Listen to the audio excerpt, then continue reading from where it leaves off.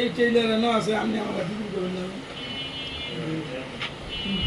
আসসালামু আলাইকুম। আমার এক প্রিয় ভাই মাওলানা আনোয়ার হোসেন জিহাদি রাজধানী থেকে এক সপ্তাহ আগে এসে বলতেছে যে শরীফ ভাই আমি 2 সেট অ্যারাবিয়ান পাঞ্জাবি বানাবো, সাথে 2টা কোটি হবে, পাতলা কাপড়